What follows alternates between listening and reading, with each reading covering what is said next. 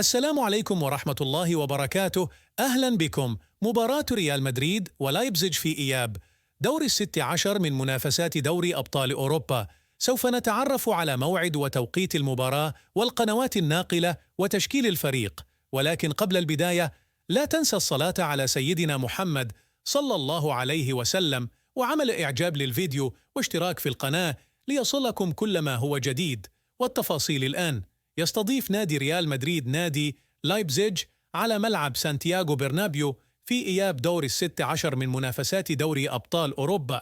وفاز ريال مدريد على لايبزيج في مباراة ذهاب دور الست عشر من دوري أبطال أوروبا بهدف سجله إبراهيم دياز في الدقيقة 48 على ملعب ريد بول أرينا لايبزيج.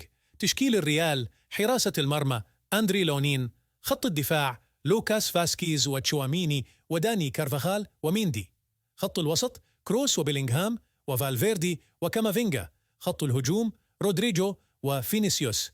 وتذاع المباراة على قناة بي ان سبورت الناقل الحصري للبطولة، وتنطلق المباراة يوم الأربعاء الموافق 6 مارس في تمام 12 بتوقيت الإمارات وعمان، الساعة 11 بتوقيت السعودية والعراق والأردن وقطر والكويت وسوريا، 10 بتوقيت مصر وليبيا والسودان وفلسطين، 9 بتوقيت الجزائر والمغرب وتونس.